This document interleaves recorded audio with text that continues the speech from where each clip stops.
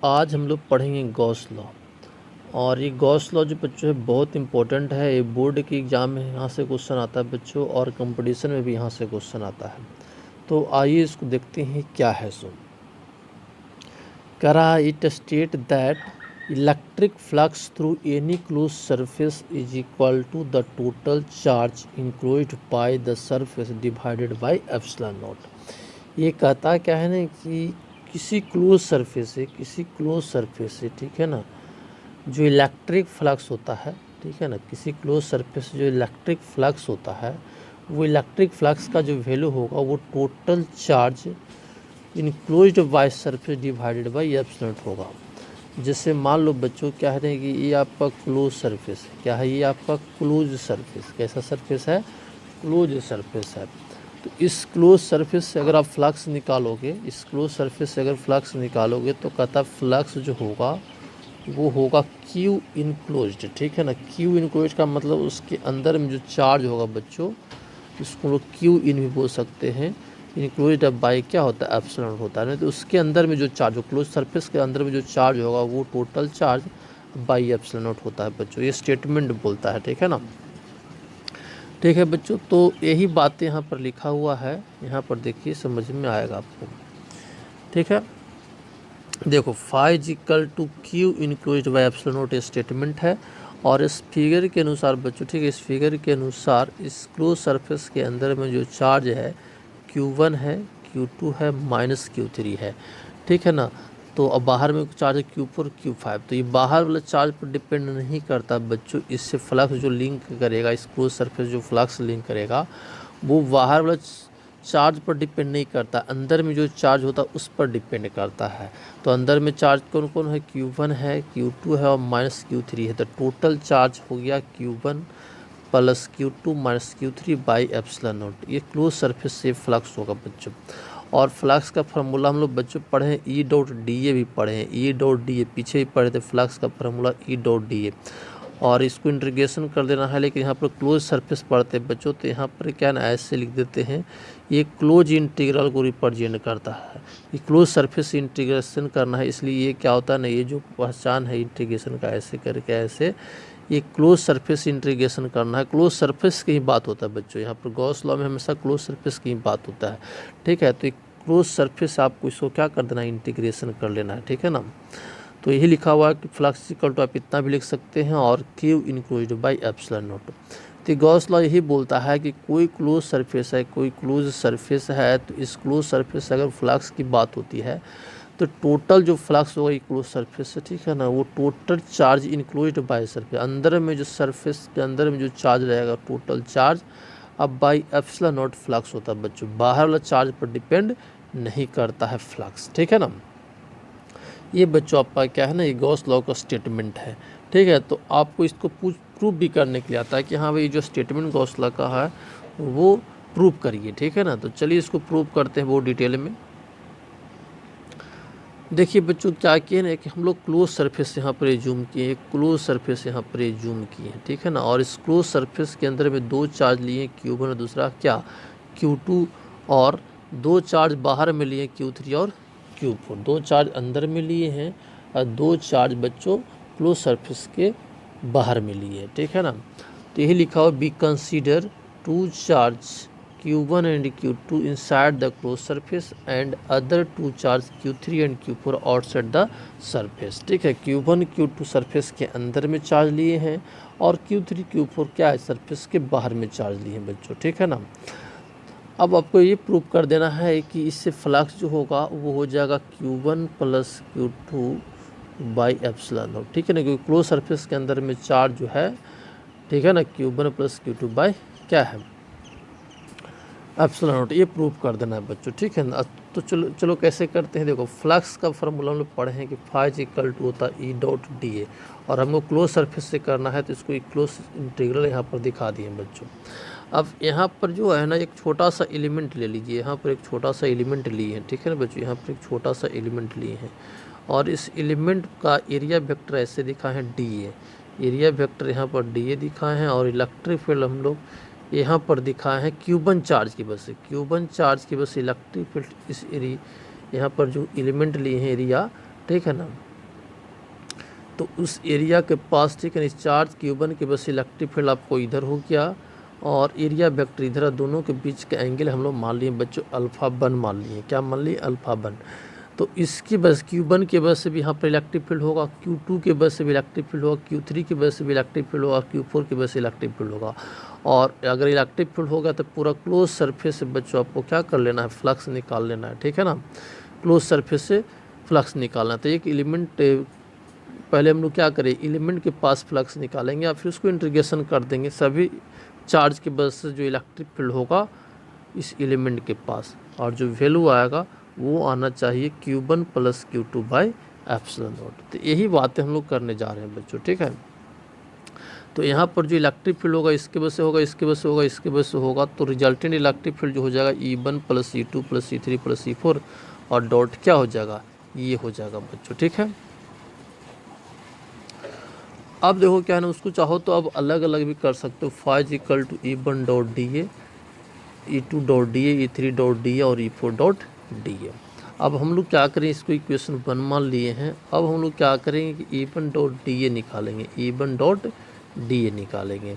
तो E1 का value Q/4πε0 R1 हो जाएगा बच्चों, ठीक है ना। क्यों? क्योंकि पॉइंट चार्ज के बस इलेक्ट्रिक फील्ड होता है Q/4πε0R²। तो यहाँ पर जो डिस्टेंस लेंगे बच्चों, ठीक है ना, ये जो डिस्टेंस लिए हैं वो क्या लिए हैं? R1 लिए हैं। क्या लिए हैं? R1। तो इस चार्ज के बस यहाँ पे इलेक्ट्रिक फील्ड हो जाएगा Q1/4πε0 R1²। तो यही बात यहाँ पर लिखा हुआ है बच्चों, ठीक है ना। और ये हो गया इलेक्ट्रिक फील्ड का वैल्यू, ये DA हो गया, और इलेक्ट्रिक फील्ड DA की एरिया वेक्टर के बीच का एंगल अल्फा माने थे तो cos अल्फा 1 हो गया बच्चों। तो Q1/4πε0 हो जाएगा और यह के साथ कर लीजिए DA cos अल्फा 1/R1। और याद कीजिए इस प्रकार से अगर हम लिखते थे बच्चों तो इस सॉलिड एंगल को रिप्रेजेंट करता था। सॉलिड एंगल को पीछे पढ़ाया था सॉलिड एंगल, ये DA cos अल्फा/R² जो होता है वो क्या होता है? सॉलिड एंगल को रिप्रेजेंट करता है बच्चों। तो यहाँ पर ये क्या है ना कि सॉलिड एंगल को रिप्रेजेंट करता है, पूरा क्लोज सरफेस जो सॉलिड एंगल बनाएगा बच्चों उसको ही रिप्रेजेंट करेगा। और Q1 चार्ज जो है, ठीक है ना, Q1 चार्ज है वो सरफेस के अंदर में है, वहीं पर सॉलिड एंगल की बात हो रही है बच्चों। तो ये सॉलिड एंगल इतना हो गया, रिप्रेजेंट्स द सॉलिड एंगल, ठीक है ना। And point lies inside the surface, surface के अंदर में है बच्चों Q1 चार्ज, यानी जहाँ पर Q1 चार्ज उस पॉइंट को बोल रहे हैं वहाँ पर उस क्या बनेगा? सॉलिड एंगल बनेगा। वो कितना बनाएगा? 4π। क्योंकि आप पढ़े हैं कि कोई भी क्लोज सरफेस रहेगा अंदर में कोई पॉइंट होगा तो वहाँ पर सॉलिड एंगल की अगर बात होगी तो उसका वैल्यू हमेशा कितना होता है? 4π होता है, ठीक है। तो आप यहाँ पर लिख सकते हैं बच्चों, ठीक है ना, E1.dA क्लोज सरफेस में Q1/4πε0 ये हो गया, और इतना सॉलिड एंगल है तो इसका वैल्यू 4π है। तो 4π रख दीजिए तो आपका हो जाएगा कितना? आपका हो जाएगा बच्चों E1.dA equal to Q1/ε0। Q1 क्या हो जाएगा? एप्सिलॉन नॉट हो जाएगा, ठीक है ना। सिमिलरली क्या होगा? E2.dA इक्वल टू Q2/ε0, क्योंकि ये भी आपका क्या है ना बच्चों, यहाँ पीछे देखो फिगर देखो, यहाँ पर Q1 चार्ज और Q2 चार्ज जो लिए हैं सरफेस के अंदर में ही लिए हैं। तो जब आप निकालोगे E.dA तो फिर लास्ट में आपका क्या हो जाएगा? सॉलिड एंगल वहाँ पर ही 4π पुट करोगे और सोल्व करने के बाद आ जाएगा Q2/ε0 हो जाएगा, क्योंकि अंदर में चार्ज है तो आ जाएगा सोल्व करने के बाद कितना? Q2/ε0। जैसे Q1/ε0 आया उसी प्रकार से Q2 क्या आ जाएगा? ε0 हो जाएगा बच्चों। अब हम लोग E.dA करते, बाहर में जो चार्ज था उसके वजह से हम लोग फ्लक्स निकालने जा रहे हैं। तो E3.dA, ठीक है ना, तो E3 हो गया तो Q3/4πε0 R3 का होल स्क्वायर। उस चार्ज से उस सरफेस एरिया के बीच का डिस्टेंस हम लोग मान लिया R3, तो इलेक्ट्रिक फील्ड हो जाएगा इतना हो जाएगा बच्चों, ठीक है। एरिया वेक्टर DA ही रिप्रेजेंट किए हैं, और एरिया वेक्टर और इलेक्ट्रिक फील्ड के बीच का एंगल को अभी इस केस में अल्फा 3 माने हैं, तो cos अल्फा 3 हो जाएगा बच्चों। तो Q3/4πε0 अलग हो जाएगा, DA cos अल्फा 3/R3 का होल स्क्वायर इस सॉलिड एंगल रिप्रेजेंट कर रहा है। फिर यहाँ पर सॉलिड एंगल रिप्रेजेंट कर रहा है, लेकिन ये जो पॉइंट जो है चार्ज Q3 रखा गया है वो सरफेस के बाहर में है। तो क्लोज सरफेस जो है बच्चों, ठीक है ना, जो क्लोज सरफेस आपका है Q3 यहाँ पर था और Q4 यहाँ पर था। तो क्लोज सरफेस के बाहर में चार्ज हो गया बच्चों, यानी पॉइंट हो गया। तो ये क्लोज सरफेस जो सॉलिड एंगल बनाएगा कितना बनाएगा, 0 बनाएगा। मतलब पीछे पढ़े थे कोई भी क्लोज सरफेस बाहर में अगर कोई पॉइंट होगा तो सॉलिड एंगल उस पॉइंट पर कितना बनाता है, 0 बनाता है। तो सॉलिड एंगल है और इसका वैल्यू 0 हो जाएगा। ठीक है, ये लिखा हुआ point outside the surface then value of solid angle 0। तो सॉलिड एंगल का वैल्यू 0 हो जाएगा। तो E3.dA का वैल्यू आपका क्या हो जाएगा, सीधे 0 हो जाएगा बच्चों। ठीक है ना। इसी प्रकार से आप E4.dA निकालेंगे तब भी 0 हो जाएगा। क्यों, क्योंकि यहाँ पर भी सॉलिड एंगल क्या हो जाएगा, 0 हो जाएगा। तो E4.dA का वैल्यू भी आपका क्या हो जाएगा, 0 हो जाएगा बच्चों। ऑप्शन 1 से फाइव इक्वल टू हो जाएगा Q1 by epsilon not plus Q2 by epsilon not plus 0 ठीक है ना। ये दो आपका वैल्यू 0 आया था, दो वैल्यू आप Q1 बाई एप्सिलॉन नॉट और Q2 बाई एप्सिलॉन नॉट आया था बच्चों।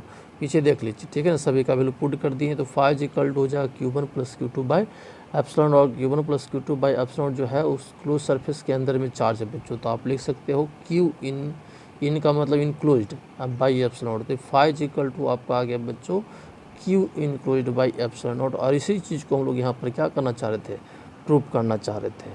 समझ में आ रहा होगा, नहीं समझ में आया तो फिर से वीडियो को सुनिए बच्चों, आपको समझ में आ जाएगा। चलिए नेक्स्ट देखिए। हाँ बच्चों, अब हम लोग कुछ करेंगे न्यूमेरिकल गॉस लॉ के बेस्ड पर। ठीक है ना। देखिए क्या है करा, if Q charge is placed at the centre of cube. ठीक है ना बच्चों, ये क्यूब है, क्या है क्यूब, और एक स्मॉल क्यू जो चार्ज है उसके सेंटर पर रखा गया। यानी क्यूब है, क्यूब समझते हैं ना, घन जिसको बोलते हैं घन। ठीक है ना। तो क्यूब के सेंटर पर रखा गया। देखो यहाँ पर आपको दिखाया गया है क्यूब, इस प्रकार से क्यूब बनाया हुआ बच्चों। ठीक है ना, देख रहे हो ना। तो एक क्यूब के सेंटर पर, ठीक है ना, क्यूब के सेंटर पर स्मॉल क्यू चार्ज रखा गया है बच्चों। ये कह रहा है आपको, तो कह रहा है कि फ्लक्स थ्रू आपका क्या, इलेक्ट्रिक फ्लक्स थ्रू क्यूब जो हो जाएगा, क्यूब बाई क्या हो जाएगा, एप्सिलॉन हो जाएगा। ये क्यूब के सेंटर पर रखा है बच्चों। ठीक है ना, क्यूब के क्या सेंटर पर रखा हुआ है। तो सेंटर पर है, इसका मतलब चार्ज तो सरफेस के क्या है, अंदर ही है। तो अगर इस क्यूब से आपसे कहा जाए कि फ्लक्स बताइए, तो इस क्लोज सरफेस के अंदर में कितना चार्ज हो गया, स्मॉल क्यू। और गॉस लॉ ही बोलता है कि अगर उस क्लोज सरफेस से अगर फ्लक्स निकालना चाहते हैं तो उसके अंदर में जो चार्ज होगा वो लिखिए, अब बाई एप्सिलॉन लिखिए। तो यही लिखा हुआ है कि अगर क्यूब चार्ज जो है ना, क्यूब चार्ज इसके क्यूब के अंदर में क्या सेंटर पर रखा हुआ बच्चों, तो इससे जो फ्लक्स हो जाएगा वो क्या हो जाएगा, क्यू बाई एप्सिलॉन नॉट होगा। क्यू बाई एप्सिलॉन नॉट होगा बच्चों, अंदर में चार्ज होना चाहिए। ठीक है। और यहाँ पर इसको इस क्वेश्चन में कह सकते हैं सेंटर पर है, तो कहीं पर भी उससे मतलब नहीं है। ठीक है ना, अंदर में चार्ज होगा तो उस क्लोज सरफेस से फ्लक्स हमेशा क्या होगा, क्यू बाई एप्सिलॉन नॉट होगा बच्चों। अब यहाँ पर दूसरा पॉइंट लिखा हुआ है the each surface of cube. ठीक है ना, इलेक्ट्रिक फ्लक्स जो होगा, electric flux through each surface of cube. ठीक है ना, प्रत्येक सरफेस से कितना फ्लक्स हो जाएगा, ये पूरा क्यूब से तो क्यू बाई एप्सिलॉन होगा ही, क्योंकि अंदर में चार्ज है। ठीक है, लेकिन अब करा कि प्रत्येक सरफेस से कितना फ्लक्स हो जाएगा। मान लो एक सरफेस ये हो गया बच्चों, एक सरफेस ये हो गया, 6 सरफेस है ना, क्यूब है तो कितना होगा, 6 सरफेस है। तो 6 सरफेस से बच्चों, तो प्रत्येक सरफेस से आपसे पूछ रहा है कि फ्लक्स कितना होगा। तो देखो ये चार्ज जो है बच्चों, ये चार्ज जो है ना, ये इसके सेंटर पर है। ठीक है ना, ज्योमेट्रिकल सेंटर पर कह सकते हो। तो इस चार्ज से, ठीक है ना, इस चार्ज से हर सरफेस के बीच का जो डिस्टेंस है, ठीक है ना, पोजीशन कह सकते हो प्रत्येक सरफेस का, वो सिमेट्रिकल है, सेम है बच्चों। ठीक है ना, सभी का डिस्टेंस चार्ज से क्या है, सेम है। तो सभी का सेम है, तो टोटल तो आपको फ्लक्स करा कि क्यू बाई एप्सिलॉन नॉट है। और इस चार्ज से प्रत्येक सरफेस के बीच का डिस्टेंस सेम है। तो सेम होने की वजह से कहेंगे प्रत्येक सरफेस से फ्लक्स का वैल्यू भी क्या होगा, सेम होगा। और सरफेस कितना, 6 है, कितना सरफेस है, 6 है। तो 6 से क्या कर लो, डिवाइड कर लो, 6 से क्या कर लो, डिवाइड कर लो। इस बाई सिमेट्री आप क्या कर सकते हो, 6 से डिवाइड कर दोगे तो प्रत्येक सरफेस से आपका क्या हो जाएगा, फ्लक्स निकल जाएगा। तो यही लिखा हुआ है कि ईच सरफेस से आपका जो फ्लक्स होगा वो क्या होगा, क्यू बाई 6 एप्सिलॉन नॉट होगा बच्चों। ठीक है ना। अब बच्चों देखो इस न्यूमेरिकल्स में देखो क्या है, सो इस न्यूमेरिकल्स में क्या है ना कि एक क्यूब माना गया है कि देखो यहाँ पर क्या है ना, एक क्यूब है। ठीक है। इस न्यूमेरिकल्स में देखिए क्यूब है, लेकिन अब जो है ना चार्ज जो है सरफेस के, ठीक है ना, सरफेस के ना अंदर है ना बाहर है बच्चों, ठीक है ना, सरफेस से पर ही है। देखो ये सरफेस पर ही है और एक साइड जो है ना साइड के सेंटर पर है ये चार्ज क्यू जो चार्ज है, ठीक है ना, क्यू जो चार्ज है ना इसके अंदर में है ना बाहर में है। जो सरफेस है और एक सरफेस यहाँ दिखाई दे रहा है उसके सेंटर पर है बच्चों चार्ज, ठीक है ना, ये क्यू चार्ज। तो आपसे पूछ रहा है कि इस क्यूब से कितना फ्लक्स होगा, इस क्यूब से कितना फ्लक्स होगा। तो इसको कैसे करोगे, अंदर में होता तो क्यू बाई एप्सिलॉन नॉट लिख लेते, बाहर में होता तो जीरो होता, लेकिन ये ना अंदर है ना बाहर है, इस सरफेस पर ही है बच्चों और इस सेंटर ये जो फेस है उसके सेंटर पर है, तो कितना होगा। तो ये लिखा हुआ if cube charge place at the centre of one side of cube तो find the flux through cube. तो ये कह रहा है कि क्यूब से फ्लक्स बताइए कितना होगा। तो आइए इसको हम समझते हैं कैसे करेंगे। देखो बच्चों क्या है ना, आपको क्या आ रहा था कि ये क्यूब था, ऐसे बनाया हुआ था क्यूब, ठीक है ना, ये आपको ऐसे क्यूब बनाया हुआ था बच्चों, ठीक है ना। तो इस सरफेस के सेंटर पर था, इस सरफेस के क्या था सेंटर पर था। तो अब हम लोग क्या करेंगे ना, इसी के इस क्यूब जो है ना ऐसा ही एक और क्यूब यहाँ पर बगल में जोड़ देंगे, एक ऐसा ही एक और क्यूब जोड़ देंगे और ऐसा जोड़ने से क्या हो जाएगा ना बच्चों, जो एक क्यूबाइड बनेगा, एक क्यूबाइड एक बनेगा, उसके ये ज्योमेट्रिकल सेंटर पर चार्ज हो जाएगा बच्चों, ठीक है ना, ज्योमेट्रिकल सेंटर पर चार्ज हो जाएगा। तो टोटल से तो फ्लक्स आप क्या बताओगे, क्यू बाई एप्सिलॉन बताओगे, पूरा एक क्यूबाइड से बताओगे, ठीक है ना। और ये ज्योमेट्रिकल सेंटर पर होने की वजह से, ठीक है ना, दो भाग में बट गया बच्चों, ठीक है ना, ये आपका क्यूबाइड दो भाग में बट गया। तो टोटल से तो क्यू बाई एप्सिलॉन है ही, लेकिन अगर एक से चाहिए तो क्या लिखोगे, Q by two epsilon not लिखोगे बच्चों, ठीक है ना। यानी हम लोग जब इस टाइप के प्रॉब्लम होगा बच्चों तो हमेशा ये कोशिश करते हैं जो दिया हुआ चार्ज जो है ना वो एक ऐसा सरफेस पर होना चाहिए जो, ठीक है, मतलब ऐसा सरफेस के अंदर होना चाहिए जो उसके ज्योमेट्रिकल सेंटर पर हो, ठीक है। अगर नहीं होगा तो हम लोग अपने कंसेप्ट से अपनी बुद्धि लगाकर ये सोचेंगे, ठीक है ना, कि ये चार्ज, ठीक है ना, जो दिया हुआ था इसको किस प्रकार से एक नया सरफेस से जूम करेंगे कि ये चार्ज उसके ज्योमेट्रिकल सेंटर पर आ जाएगा। और जब ऐसा आ जाएगा तो फिर हम लोग उसको डिवाइड कर देंगे, ठीक है ना, कितने वैसे से सरफेस की ज़रूरत पड़ी जो ओरिजिनल सरफेस था, ठीक है ना, उस उतनी ही सरफेस जितने की ज़रूरत पड़ेगी उससे आप क्या कर लेंगे, डिवाइड कर लेंगे। तो यहाँ पर वही था बच्चों, ठीक है ना, कि क्यूब था और एक क्यूब के इसके इस फेस के सेंटर पर क्यू चार्ज था। तो ऐसा हम लोग बुद्धि लगा ले कि एक और इस प्रकार से अगर एक क्यूब इधर बगल में जोड़ देंगे तो एक क्यूबाइड जो बनेगा, एक क्यूबाइड बनेगा उसकी क्या होगी, ज्योमेट्रिकल सेंटर पर चल जाएगा और जब ज्योमेट्रिकल सेंटर पर होगा तो flux cube by epsilon total से हो जाएगा और हमको एक से चाहिए तो दो ही क्यूब की जरूरत पड़ी तो एक से हो जाएगा cube by two epsilon not हो जाएगा बच्चों, ठीक है ना। समझ में आया ना, यानी हमेशा कोशिश करेंगे कि ज्योमेट्रिकल सेंटर मतलब सरफेस मतलब हम लोग एक कोशिश करेंगे कि हमेशा एक ऐसा क्लोज सरफेस बनाए जिसमें ये जो चार्ज जो दिया गया है उस सरफेस के ज्योमेट्रिकल सेंटर पर आ जाए, ठीक है ना, और उसके आधार पर हम लोग आंसर बताएंगे, ठीक है। जैसे देखो बच्चों ये क्या यहाँ पर देखो, जैसे क्या इस क्वेश्चन में देखो सिंपल है, ठीक है ना, ये आपको हेमिस्फीयर है, ठीक है ना, ये क्या है हेमिस्फीयर और ये चार्ज रखा गया यहाँ पर क्यू चार्ज यहाँ पर रखा गया है, ना अंदर है ना बाहर, इसके एक सरफेस पर यहाँ पर रखा हुआ बच्चों। तो आप सोचो, ठीक है ना, एक ऐसा सरफेस कितना हम लोग लेकर बनाए, ठीक है ना, कि वो एक नया जो सरफेस बनेगा उसके सरफेस के अंदर में चार्ज हो जाएगा वो ज्योमेट्रिकल सेंटर पर हो जाएगा। तो आप बच्चों सोचो बताओ कैसे होगा। जब ऐसा हो जाएगा तो इसको लेकर आप एक क्या कर लीजिए, एक क्लोज सरफेस एक स्फीयर बना लीजिए, क्या बना लीजिए, एक स्फीयर बना लेंगे। तो जब स्फीयर ले लेंगे बच्चों, ठीक है ना, हेमिस्फीयर तो स्फीयर ले लेंगे।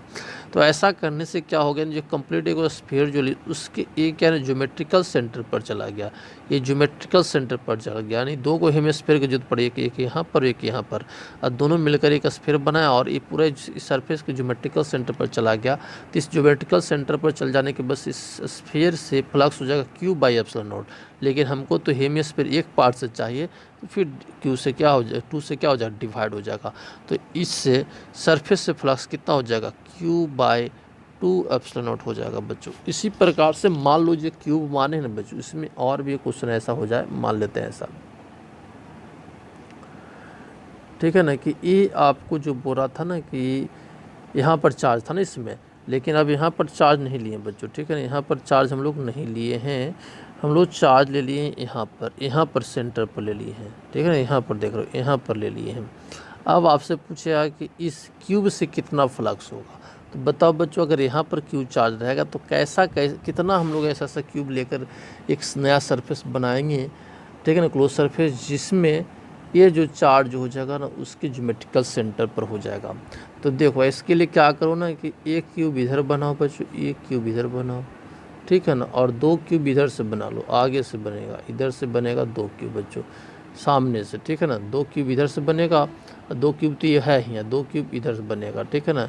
तो ये आपका क्या हो जाएगा 4 क्यूब बच्चों, ठीक है ना, 4 क्यूब इस प्रकार से बनेगा। और जब चार क्यूब इस प्रकार से बनेगा तब जाकर ये जो होगा ना ये उसके ज्योमेट्रिकल सेंटर पर आ जाएगा।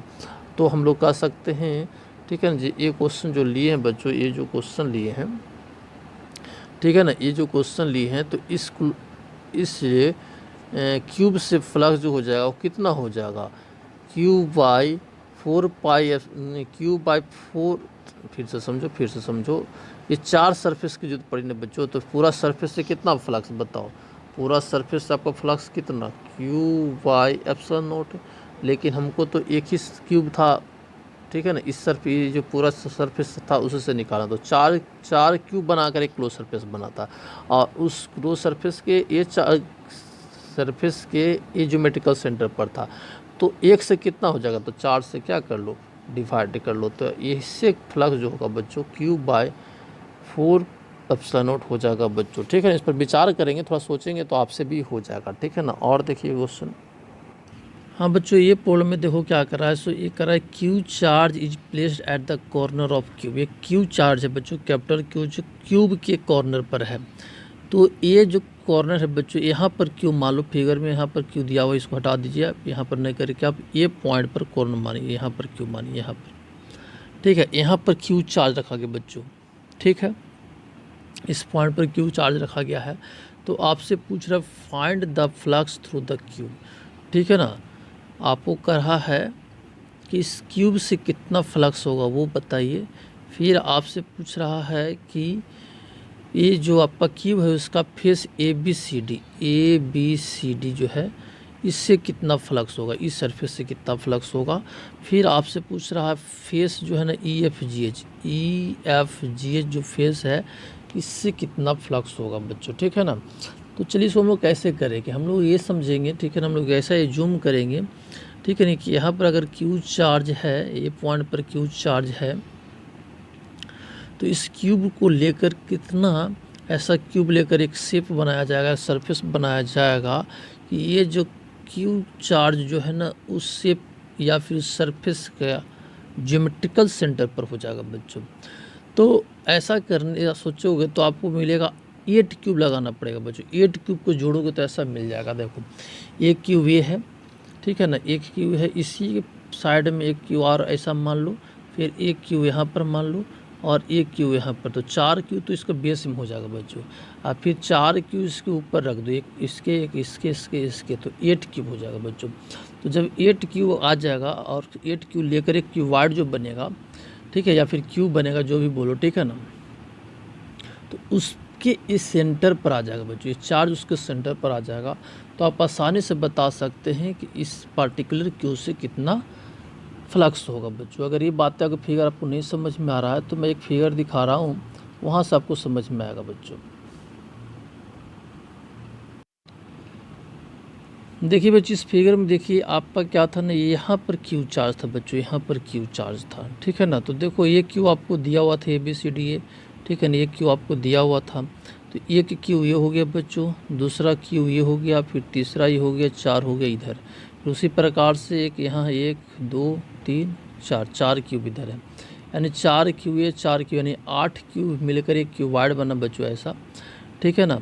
तो ये पॉइंट जो हो गया ना, ये पॉइंट जो हो गया एक क्यूबॉइड की ज्योमेट्रिकल सेंटर पर आ गया बच्चों, किस पर आ गया, ज्योमेट्रिकल सेंटर पर आ गया। देखो ये तब आप कह सकते हो कि पूरा जो बड़ा जो शेप बना, ये बड़ा जो शेप बना, ठीक है ना, उससे टोटल जो आपको फ्लक्स होगा बच्चों क्यू बाई क्या हो जाएगा, एप्सिलॉन नॉट होगा, टोटल से क्यू बाई एप्सिलॉन नॉट हो जाएगा, लेकिन ए में आपको कह रहा है बच्चों, पहला पॉइंट क्वेश्चन में कहो, ए कहो या फिर पहला क्वेश्चन आपको पीछे दिया हुआ है, उसमें कह रहा है कि क्यूब से फ्लक्स बताइए। बताइए कितना होगा, टोटल से क्यूब बाई एप्सिलॉन नॉट हुआ ना, तो ये 1/8 पार्ट हो गया, इस क्यूबाइड का 1/8 हो गया। तो ये जो आपका हो गया बच्चों, इससे जो फ्लक्स होगा, क्यूब से जो फ्लक्स हो जाएगा, तो क्यूब बाई एप्सिलॉन नॉट तो होगा ही होगा, और 8 से आपका क्या हो जाएगा, डिवाइड हो जाएगा। 8 पार्ट है, यानी कितना हो जाएगा, क्यूब बाई 8 एप्सिलॉन नॉट होगा बच्चों। पहला का आंसर हो गया क्यूब बाई 8 एप्सिलॉन नॉट। ठीक है ना, समझ में आ रहा होगा कैसे किए हैं सो। ठीक है ना, ये पूरा क्यूबाइड है जो लिए, उससे फ्लक्स हो गया क्यूब बाई एप्सिलॉन नॉट, और उसका एक पार्ट आपका क्वेश्चन में था, ये क्यूब था बच्चों, तो एक पार्ट हो गया, तो 8 से तुम क्या कर लो, डिवाइड कर लो, तो इस क्यूब से आपका क्या हो जाएगा, क्यूब बाई 8 एप्सिलॉन नॉट हो जाएगा बच्चों। ठीक है, चलिए आगे देखिए। अब देखिए बच्चों, आपसे पूछ रहा था कि ए बी सी डी जो आपका था ना फेस, उससे आपको फ्लक्स बताना था। देखो ठीक है ना बच्चों, क्यूब चार्ज जो है ना, आपको ये फिगर काट दीजिए, ठीक है ना, आपको समझ में आ जाएगा। ठीक है ना, क्यू जो चार्ज है वो बी पॉइंट पर नहीं माने थे हम लोग, ए पॉइंट पर माने थे। उसके अनुसार हम लोग अगर बात करते हैं तो फिगर आपका ऐसा रहेगा, ऊपर वाला शेप ए था, ये बी था, सी था और डी था। तो आपका क्यू चार्ज जो है ना ये पॉइंट पर है बच्चों, और इस फेस से आपसे पूछा था कितना फ्लक्स होगा। तो देखो बच्चों, इस फेस से फ्लक्स जो होगा ना, इस फेस से जो फ्लक्स होगा वो 0 होगा। अब क्यों होगा 0 अभी आपको समझ में आएगा। ठीक है ना, क्या होगा, 0 वैल्यू होगा बच्चों, इस फेस से आपका क्या होगा, 0 वैल्यू होगा। तो देखो ऐसा क्यों होगा सो, क्योंकि यहाँ से जो बच्चों लाइन्स ऑफ फोर्सेस जाएगा, ऐसे ऐसे चारों तरफ जाएगा, चारों तरफ जाएगा बच्चों। तो इस फेस से आपका अंदर में इन होकर आपका फ्लक्स जाएगा ही नहीं, लाइन्स ऑफ फोर्सेस इसके अंदर से होकर नहीं जाएगा। पैरेलल है बच्चों, लाइन्स ऑफ फोर्सेस के सरफेस से क्या है, पैरेलल है। या फिर ऐसे कह सकते हो कि एरिया वेक्टर है और इलेक्ट्रिक फील्ड के बीच का एंगल यहाँ पर क्या है, 90 डिग्री है। यहाँ पर क्या है, 90 डिग्री है इस सरफेस से। तो इस सरफेस से होकर फ्लक्स जा ही नहीं रहा है, इसके पैरेलल हो गया बच्चों, क्या है, सरफेस के पैरेलल हो गया है। तो पैरेलल हो जाने की वजह से आपका क्या हो गया है ना, इससे अंदर होकर, ठीक है ना, इसी ये जो सरफेस था आपका ऐसे, इससे एक भी लाइन ऑफ फोर्स अंदर नहीं जा रहा है, क्रॉस नहीं कर रहा है इस एरिया से। या फिर कह सकते हो कि इलेक्ट्रिक फील्ड और एरिया वेक्टर के बीच के 90 डिग्री है, तो इस फेस से आपका फ्लक्स नहीं होगा।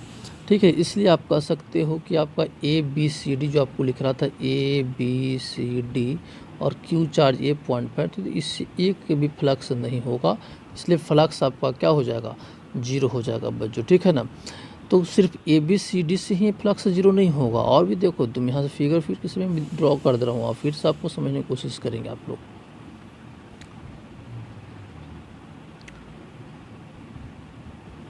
देखो क्या था, ए था, बी था, सी था, डी था, और ये ई एफ जी एच, तो यहाँ चार्ज था।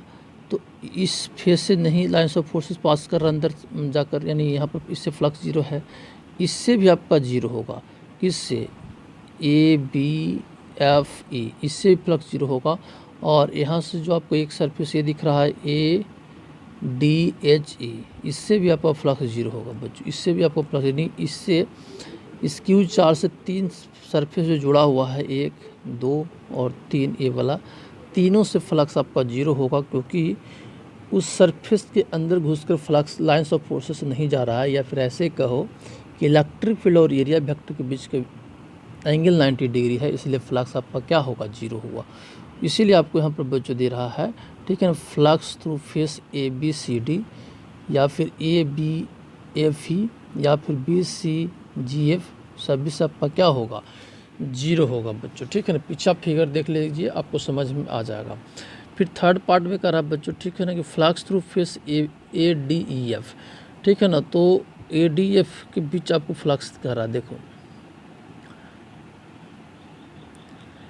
ये था आपका क्यूब था बच्चों, ठीक है ना, चार्ज यहाँ पर था, ये था A B C D E F G H. अब आपको कहना है क्या ना, ध्यान देना, ये जिससे ये चार्ज इस या फिर इस कॉर्नर से जो सरफेस कनेक्ट था उससे तो फ्लक्स हुआ नहीं, तो रेस्ट बच गया 3। एक बच गया ई एफ जी एच, ये बच गया। फिर एक बच गया बच्चों बी सी, और क्या बच गया, बी सी जी एफ, और बच गया एक सी डी एच जी। ठीक है, 3 सरफेस बच रहा बच्चों, एक सरफेस से, एक सरफेस से और एक सरफेस से। ठीक है, जो ए पॉइंट से कनेक्टेड नहीं है।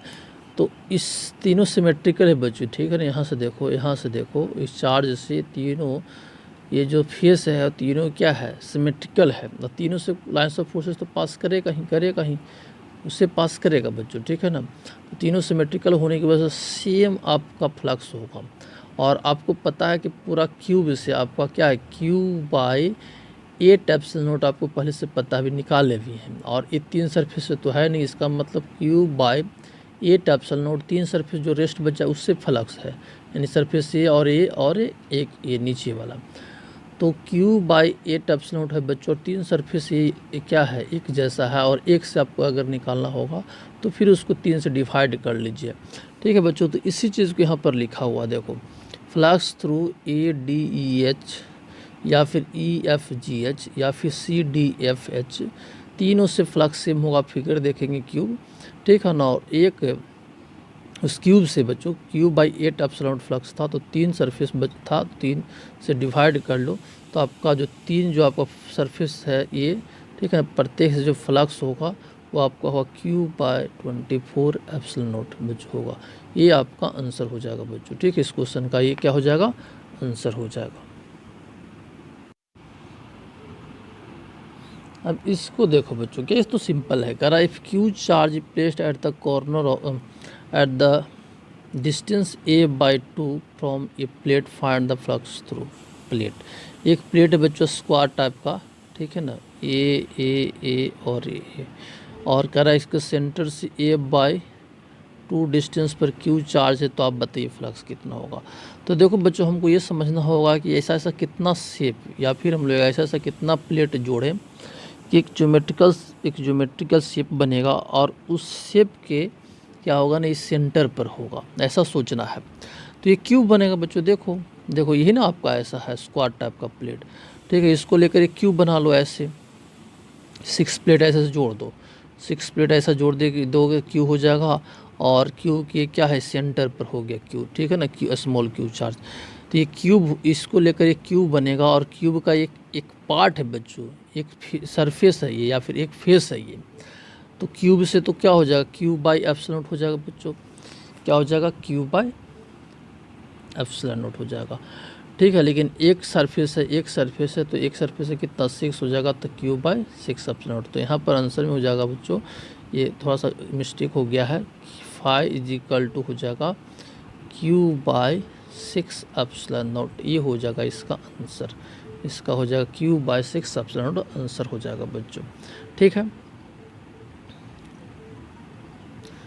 इसको देखिए क्या कह रहा है, q charge plate at the distance a from a square as shown figure. देखो ये क्या है ना, स्क्वायर का प्लेट है, उसके एक कॉर्नर से ये डिस्टेंस पर क्यू चार्ज बच्चों। तब आपसे पूछ रहा है कि स्क्वायर प्लेट से कितना फ्लक्स होगा। तो आपको ये सोचना होगा कि इस टाइप का कितने प्लेट हम लोग यूज करेंगे बच्चों। ठीक है ना, कितना प्लेट यूज करेंगे कि ये जो चार्ज होगा ना ज्योमेट्रिकल सेंटर पर आ जाएगा। तो बच्चों सोचो, तुम भी सोचो, क्या है ना, एक प्लेट यहाँ पर है, एक प्लेट यहाँ पर है, एक प्लेट यहाँ पर है, एक प्लेट यहाँ पर है, और तो ये बेस हो गया बच्चों। ठीक है ना, यही आपका एक पार्ट है, और यहाँ से ए बाई 2 डिस्टेंस स्पेस में है, ए बाई 2 डिस्टेंस स्पेस में। तो बच्चों क्या है ना, एक क्या बनेगा, यहाँ पर क्यूब बनेगा, यहाँ पर भी एक क्यूब बनेगा, लेकिन एक फेस में 4 ऐसा क्या होगा, प्लेट की जरूरत पड़ेगी बच्चों। और एक फेस में 4 होगी, तो 6 फेस बनेगा, तो कितना हो सकता है, 24। तो 24 प्लेट की जरूरत पड़ी बच्चों, और 24 प्लेट लेकर आपका जो एक क्यूब बनेगा उसके सेंटर पर एक क्यूब चार्ज हो जाएगा बच्चों। ठीक है ना, तो एक प्लेट से कितना हो जाएगा, क्यूब बाय 24 एप्सिलॉन नॉट हो जाएगा। कितना, क्यूब बाय 24 एप्सिलॉन नॉट। और ये हो जाएगा बच्चों आंसर। आप सोचेंगे, आपको समझ में आएगा। ठीक है।